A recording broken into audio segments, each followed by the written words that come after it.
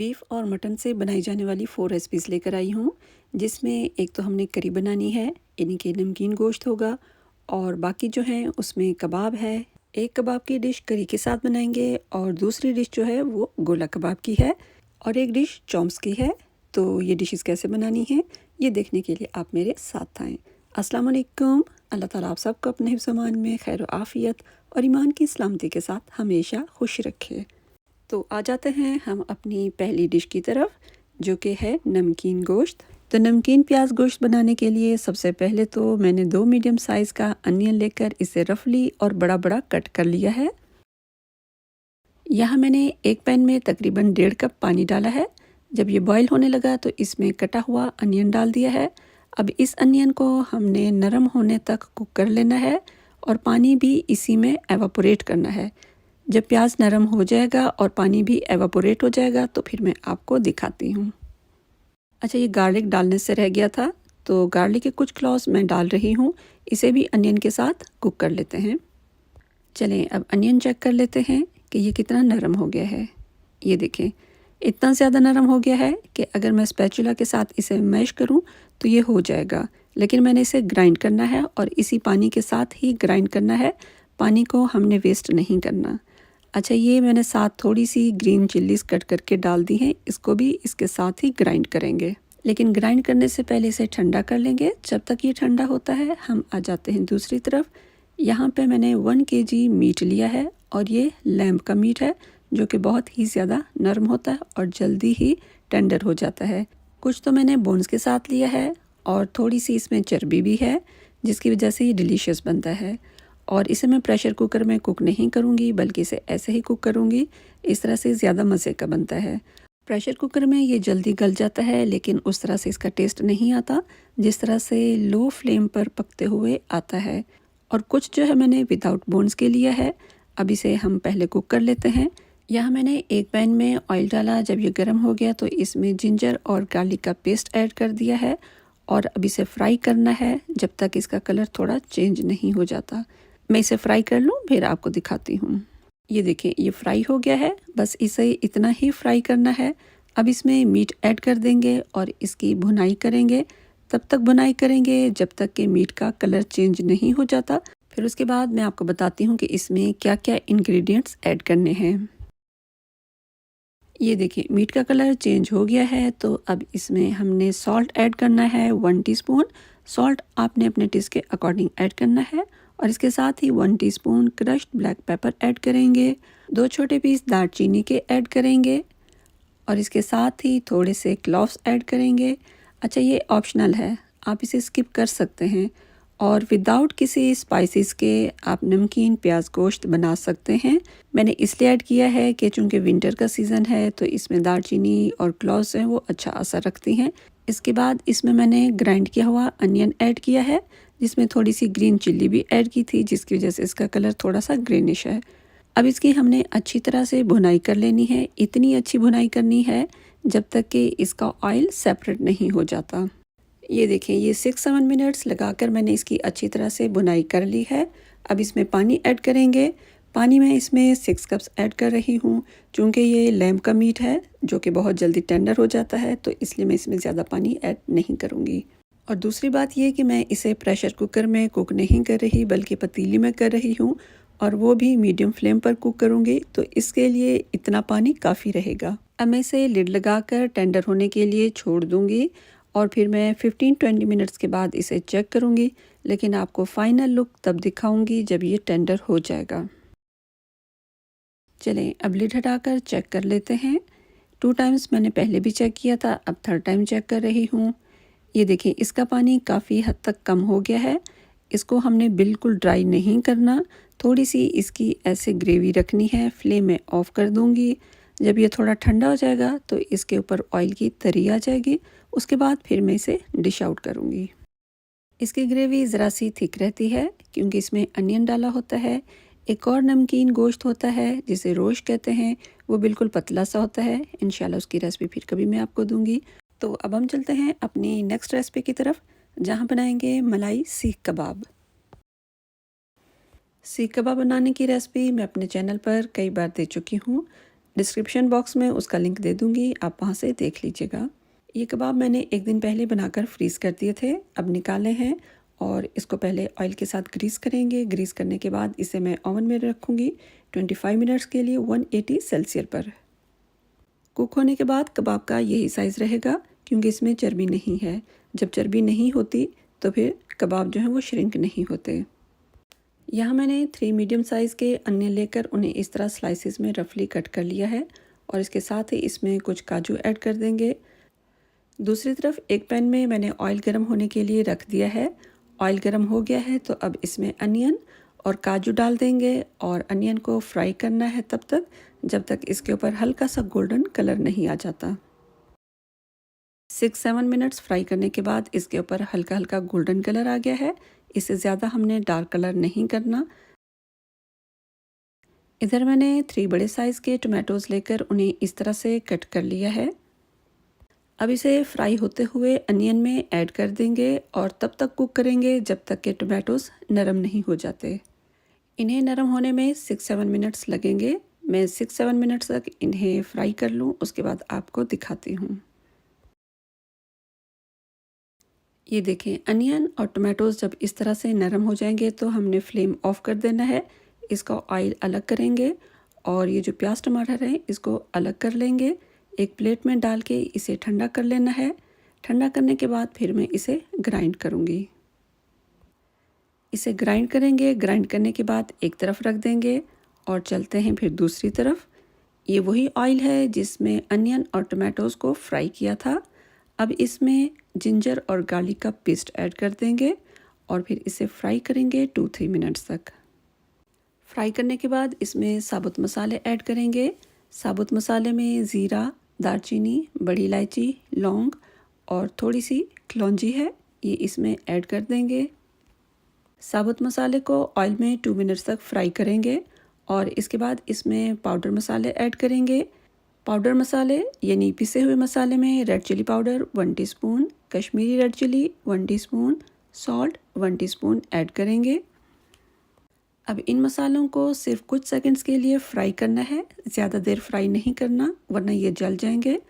और इसके बाद इसमें हमने ग्राइंड किया हुआ जो हमारा टमाटो और अनियन था वो ऐड कर देंगे। ऐड करने के बाद अब इसे हमने फ्राई करना है 4-5 मिनट्स तक। इसे मैं फ्राई कर लूँ, उसके बाद आपको बताती हूँ कि क्या करना है। ये देखें, ये मसाला फ्राई हो गया है और इसका ऑयल सेपरेट हो गया है। तो अब इस पॉइंट पर आकर हमने इसमें दही ऐड कर देना है 1/2 कप। अब दही को इस मसाले के साथ मज़ीद 2-3 मिनट्स तक हमने भून लेना है और इसके बाद इसमें पानी ऐड करेंगे। पानी इसमें मैंने 2.5 गिलास ऐड किया है। अगर आप इसमें ज़्यादा ऐड कर देंगे तो कोई बात नहीं, क्योंकि इसे हमने पकाना है। पका के फिर हमने इसे हाफ़ कर लेना है। जब इसकी क्वांटिटी हाफ़ रह जाएगी तो फिर मैं आपको बताऊंगी कि इसे हमने क्या करना है। ये देखें, ये ग्रेवी पककर जब इस तरह से हाफ़ हो जाएगी और कुछ थिक भी हो जाएगी तो फिर इसमें हमने अब डाल देने हैं कबाब। हमारे कबाब ऑलरेडी कुक्ड हैं क्योंकि इन्हें हमने ओवन में पका लिया था। तो अब बस ग्रेवी में हमने थोड़ी देर के लिए इसे पकाना है। अगर आप इसमें कच्चे कबाब डालेंगे तो फिर यह है कि आपने ग्रेवी को पहले ज़्यादा नहीं पकाना। जैसे ही आपने पानी डालना है, जब वो बॉयल हो तो फिर आपने इसमें कच्चे कबाब डाल देने हैं। मैंने चूँकि इसे पका लिया है तो इसलिए ग्रेवी मैंने हाफ़ की है। अब इसमें कबाब ऐड करके इसे मैं 5 मिनट्स तक और पकाऊंगी। इसे मैंने 5 तो नहीं लेकिन 7-8 मिनट्स तक कुक किया है और इसके बाद अब इसमें ऐड कर देंगे क्रीम। क्रीम मैंने 1/2 कप ऐड की है। अब इसे मिक्स करते हुए बस थोड़ी देर के लिए पका लेंगे और इसके बाद इसमें मैं चेडर चीज़ स्लाइसेस ऐड करूँगी। इससे टेस्ट अच्छा आता है और ये ऑप्शनल है, आप चाहें तो इसे स्किप कर सकते हैं, लेकिन अगर ऐड करेंगे तो इसका जो टेस्ट है वो और ज़्यादा इन्हेंस हो जाएगा। इसका ना सिर्फ टेस्ट इन्हेंस होगा बल्कि इसका कलर भी अच्छा आएगा। अगर आप सिर्फ क्रीम डालेंगे तो इसका कलर लाइट रहेगा और अगर आप इसमें चीज़ ऐड कर देंगे तो इसका कलर थोड़ा सा डार्क हो जाएगा, यानी ये जैसे आप देख रहे हैं ऐसा होगा। फ्लेम मैंने ऑफ़ कर दिया है अब इसमें कसूरी मेथी ऐड करेंगे, इसे मिक्स करेंगे और फिर इसे मैं डिश आउट करूँगी। हम चलते हैं नेक्स्ट रेसिपी की तरफ, जो कि है गोला कबाब की रेसिपी। कबाब इतने नरम कि बनाते हुए बिल्कुल भी नहीं टूटेंगे और जब आप खाएंगे तो इंशाल्लाह इसका मज़ा ही अलग होगा। तो यहाँ गोला कबाब बनाने के लिए मैंने 1 kg कीमा लिया है बीफ का, आप मटन का भी ले सकते हैं। ये देखिए कीमा बारीक था तो ग्राइंडर में डालकर मैंने इसे और ज़्यादा बारीक कर लिया है। अब इसमें जो जो स्पाइसेस जाएंगे उसमें धनिया पाउडर 1 टेबलस्पून, ज़ीरा पाउडर 1 टीस्पून, सुरख मिर्च पाउडर 1 टीस्पून, सॉल्ट 1 टीस्पून, गर्म मसाला पाउडर 1 टीस्पून, कलौंजी 1/4 टीस्पून, ये हमने कीमे में ऐड कर देना है। एक बड़े साइज़ का अनियन चॉपर में डालकर उसे चॉप कर लिया था और उसका जो पानी था वो मैंने डिस्कार्ड कर दिया था। अब ये जो अनियन है ये कीमे में डाल देंगे। ये देखें ये कितना ज़्यादा भुरभुरा है, इसमें पानी अब बिल्कुल भी नहीं है। तो इसके बाद इसमें डाल देंगे जिंजर गार्लिक का पेस्ट 1 टेबलस्पून। हमारे कबाब बिल्कुल भी ना टूटें तो इसकी बाइंडिंग के लिए इसमें कॉर्नफ्लावर ऐड करेंगे 3 टेबलस्पून्स। फ्रेश हरा धनिया और फ्रेश हरी मिर्चें इन्हें भी ग्राइंड कर लिया था। ग्राइंड करने के बाद अब इसमें ऐड कर दिया है। आप जितना तीखा खाना पसंद करते हैं उस हिसाब से इसमें हरी मिर्चें ऐड करनी हैं। एक बार फिर इसे हल्का सा ग्राइंड कर लेंगे। इस तरह से जो भी हमने इसमें चीज़ें डाली हैं वो सारी अच्छी तरह से मिक्स हो जाएंगी और साथ थोड़ी थोड़ी चॉप भी हो जाएंगी। ये देखें ये अच्छी तरह से मिक्स हो गया है और आप ये देख सकते हैं कि इसमें नमी बिल्कुल भी नहीं है। तो जब हम कबाब बनाएंगे तो इंशाल्लाह ये बिल्कुल भी नहीं टूटेंगे बल्कि बहुत ही सॉफ्ट बनेंगे। अब हाथों के साथ भी इसे ज़रा सा मिक्स कर लेते हैं। मिक्स करने के बाद ओवरनाइट इसे मैरिनेशन के लिए रखेंगे। अगर आपने ओवरनाइट नहीं रखना तो फिर कम से कम इसे 3 आवर्स तक ज़रूर रखना है। इस तरह से इंशाल्लाह आपके कबाब बहुत अच्छे बनेंगे। अब इसे हमने कवर कर देना है। कवर करने के बाद मैं इसे फ्रिज में रख दूँगी। चलें जी, अब फ्रिज में से मैंने निकाल लिया है। अब ये करना है कि अगर तो आप बिगनर्स हैं या ये है कि स्पाइसेस का आपको ठीक से अंदाज़ा नहीं होता तो फिर आपने ये करना है कि थोड़ा सा कीमा लेकर उसका एक छोटा सा कबाब बनाना है, फिर उसे फ्राई पैन में फ्राई कर लेना है। फिर आपने टेस्ट करना है। अगर तो आपको सही टेस्ट लगे फिर तो ठीक है, लेकिन अगर आपको उसमें स्पाइसेस कम लगें तो आप उसमें ऐड कर सकते हैं। ये देखिए यहाँ पे मैंने कुछ कबाब बना लिए हैं और आपको बनाकर दिखाती हूँ कि इन्हें हमने कैसे बनाना है। अच्छा मैंने साइज़ में थोड़े से बड़े बनाए हैं क्योंकि जब इन्हें फ्राई करते हैं तो ये थोड़े श्रिंक हो जाते हैं, लेकिन यह है कि इसमें चर्बी नहीं थी तो ये श्रिंक नहीं हुए थे, इनके साइज़ में ज़्यादा फ़र्क नहीं आया था। अच्छा यहाँ पे मैंने पहले थोड़ा सा ऑयल लिया है, उसे हाथों पे लगाना है। हाथों पे लगाने के बाद फिर आपने जितना बनाना हो कबाब उतना आपने कीमा लेना है और फिर उसे इस तरह से पहले राउंड शेप देनी है और उसके बाद थोड़ा सा लंबाई में आपने इसे इस तरह से बना लेना है। उसके बाद यहाँ मैंने ग्लास का एक स्ट्रॉ लिया है। आप इस तरह की कोई सी भी चीज़ ले सकते हैं। अगर और कुछ ना मिले तो पेंसिल आप यूज़ कर सकते हैं, पेंसिल से भी इस तरह बना सकते हैं। कीमे में मॉइस्चर ना हो तो कबाब बहुत आराम से और अच्छी शेप के साथ बन जाते हैं, लेकिन अगर नमी हो तो फिर ये है कि आपने इसमें कॉर्नफ्लावर थोड़ा और ऐड कर देना है। कॉर्नफ्लावर जो है वो कबाब की नमी को एब्जॉर्ब कर लेता है। ये देखें माशाल्लाह हमारे कितने ज़बरदस्त गोला कबाब बनकर रेडी हो गए हैं। मैं बाकी सारे बना लूँ, इसके बाद इसे फ्राई करते हैं। अच्छा इसे फ्राई जो हम करेंगे वो ज़्यादा ऑयल में नहीं करेंगे, ऑयल कम ही लेंगे। अब एक एक करके ऑयल में कबाब डाल देंगे और फिर इसे हमने मीडियम फ्लेम पर फ्राई करना है। 6-7 मिनट्स एक साइड और 6-7 मिनट्स दूसरी साइड इसकी फ्राई करेंगे। फ्राई पैन के सेंटर में ऑयल नहीं था तो थोड़ा सा मैंने डाल दिया है। चलिए अब इसे फ्लिप कर देते हैं। पहले इसकी एक साइड फ्राई की, फ्लिप करके फिर दूसरी साइड फ्राई की है, यानी ऊपर से भी और नीचे से भी इसे फ्राई कर लिया है। अब इसकी जो बाकी 2 साइड्स रहती हैं तो इसको हमने इस तरह से खड़ा करके और दूसरे कबाब के साथ सहारा देकर इसे इस तरह से फ्राई कर लेना है। तो इसके जो किनारे हैं यानी कि चारों तरफ से ये अच्छी तरह से फ्राई हो जाएगा। तो फिर इसे निकाल लेते हैं। यहाँ मैंने एक कूलिंग रैक ले लिया है, इसके ऊपर एक पेपर टॉवल डालेंगे। उधर से जो कबाब फ्राई हो गए हैं वो निकालते जाएंगे और इसके ऊपर डालते जाएंगे। अच्छा ये कबाब तो मैंने आपको फ्राई पैन में फ्राई करके दिखाए हैं, लेकिन अगर आप चाहते हैं कि ओवन में इसे किस तरह से बेक किया जाता है तो उसकी रेसिपी मेरे चैनल पर मौजूद है। डिस्क्रिप्शन बॉक्स में मैं उसका लिंक दे दूँगी, आप वहाँ से देख लीजिएगा। कबाब तो हमारे फ्राई हो गए हैं। अब इन्हें बहुत ज़्यादा नरम रखने के लिए क्या करना है वो मैं आपको आगे बताती हूँ।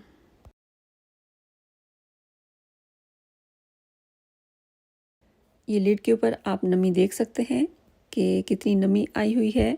कबाब फ्राई करने के बाद मैंने इसे कंटेनर में डाल दिया था और इसे कवर कर दिया था। जब आप इस तरह से कवर करके रखेंगे तो आपके कबाब बहुत ही ज़्यादा नरम बनेंगे। अच्छा, कबाब जो आपने कवर करने हैं वो तब करने हैं जब ये गर्म हो। अगर ठंडे हो गए तो फिर इन्हें कवर करने का कोई फ़ायदा नहीं। अब गार्निशिंग के लिए कुछ सब्जियां कट कर लेते हैं। यहाँ पे मैंने सैलेड टमाटोज़ लिए हैं, इन्हें हाफ ऑफ कर लेंगे। जबकि दूसरी तरफ अनियन कट करके रखा है और कुछ कलरफुल कैप्सिकम्स कट की हैं। चलें जी, ये तो थी हमारी गोला कबाब की रेसिपी। होपफुली आपको ये अच्छी लगी होगी। अब हम चलते हैं अपनी नेक्स्ट रेसिपी की तरफ, जहां हम बनाएंगे तंदूरी मटन चॉप्स।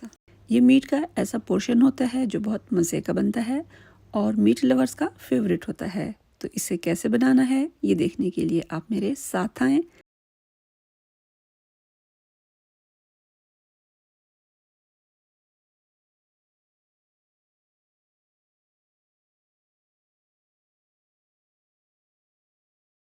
ये मैंने लैम्प की लोइन चॉप्स ली हैं जो कि बहुत जल्दी टेंडर हो जाती हैं। लैम्प का जो फैट है वो बहुत हेल्दी होता है। लोइन चॉप्स में मीट ज़्यादा और बोन्स कम होती हैं और इस तरह से ये बहुत डिलीशियस बनती हैं। अब इसमें हमने एक अनियन इस तरह से स्लाइसिस में कट करके ऐड कर देना है और साथ ही कुछ स्पाइसेस भी ऐड कर देंगे। स्पाइसेस में सॉल्ट हाफ़ टी स्पून से थोड़ा सा कम ऐड करेंगे क्योंकि आगे जो हमने इसमें दूसरा मसाला ऐड करना है उसमें भी ये सॉल्ट होगा। और इसके अलावा 1 टीस्पून चिली फ्लेक्स, 1/4 टीस्पून हल्दी, हाफ़ टी स्पून धनिया पाउडर, हाफ़ टी स्पून गरम मसाला पाउडर और ये कुछ साबुत गरम मसाले हैं, ये भी ऐड कर देंगे। 2 टीस्पून अदरक लहसुन का पेस्ट, 1 टेबलस्पून लेमन जूस और 1 कप इसमें पानी ऐड करेंगे। जैसा कि मैंने बताया कि लैम्ब का मीट बहुत जल्दी टेंडर हो जाता है, तो इसलिए इसको बहुत ज़्यादा कुक करने की ज़रूरत नहीं है, इसलिए मैंने इसमें 1 कप पानी ऐड किया है। 1 टेबलस्पून ऑयल भी मैंने इसमें ऐड कर दिया है। अब इसे हमने चूल्हे पर रख देना है और फ्लेम ऑन कर देना है। यहाँ पर इसे हमने अच्छी तरह से मिक्स कर देना है, जो भी इसमें मसाले हैं पानी में अच्छी तरह से मिक्स हो जाए। इसके बाद इसे हमने लिड लगाकर कवर कर देना है और तब तक कुक करना है जब तक कि इसका पानी एवापोरेट नहीं हो जाता। उसके बाद मैं आपको दिखाती हूँ। ये देखिए, ये सारा पानी एवापोरेट हो गया है और इसमें जो अनियन था वो भी अच्छी तरह से घुल गया है। तो अब ये जो चॉप्स हैं इसको हमने एक डिश में निकाल लेना है और ये जो मसाला रह गया है इसका फिर मैं आपको आगे बताती हूँ कि क्या करना है। अब ये जो मसाला है इसे हमने वेस्ट नहीं करना बल्कि जो चॉप्स हैं उसके ऊपर अप्लाई करेंगे, लेकिन उससे पहले हमने इसका जो ऑयल है सेपरेट कर देना है। और ऑयल सेपरेट करने के लिए इसको पैन को ज़रा इस तरह से रखेंगे ताकि ऑयल नीचे की तरफ चला जाए और इसका जो मसाला है वो ऑयल से अलग हो जाए। अब वो जो सारा मसाला था उसे हमने चॉप्स पर इस तरह से अप्लाई कर देना है। इसे हम रखते हैं एक तरफ। अब हम चलते हैं दूसरी तरफ। यहाँ मैंने 3 टेबलस्पून्स योगर्ट ली है और इसमें तंदूरी मसाला ऐड करेंगे 2 tablespoons. 1 tablespoon lemon juice add करके इसे अच्छी तरह से मिक्स करेंगे। तंदूरी मसाले को दही में अच्छी तरह से मिक्स कर लेने के बाद अब इसमें एक अहम इंग्रेडिएंट ऐड करेंगे और वह है साबुत धनिया। साबुत धनिया हमने क्रश करना है पहले। इसको किसी भी आप प्लास्टिक बैग में डालकर इस तरह से क्रश कर सकते हैं। इससे चॉप्स में एक ज़बरदस्त अरोमा आएगा और ये टेस्ट को भी बढ़ा देगा। क्रश कर लेने के बाद अब इसे हाथों के साथ इस तरह से ज़रा सा रब कर लेंगे। ऐसा है कि कुछ डिशेस ऐसी होती हैं जिसमें आप उसी वक्त अगर मोटा मोटा धनिया पीस के डालेंगे तो उससे एक ज़बरदस्त अरोमा आता है। पहले से जो ग्राइंड करके रखा होता है उसमें से वो इतनी ख़ास खुशबू नहीं होती। वो हम बाकी जो डिशेस बना रहे होते हैं उसमें डालने के लिए वो सही रहता है। लेकिन कुछ डिशेस ऐसी होती हैं जैसे कि ये हम चॉप्स बना रहे हैं और ये कभी कभी बनाने की डिशेस होती हैं, तो इसमें अगर आप उसी वक्त क्रश करके डालेंगे तो एक बहुत ही ज़बरदस्त इसमें से खुशबू आती है।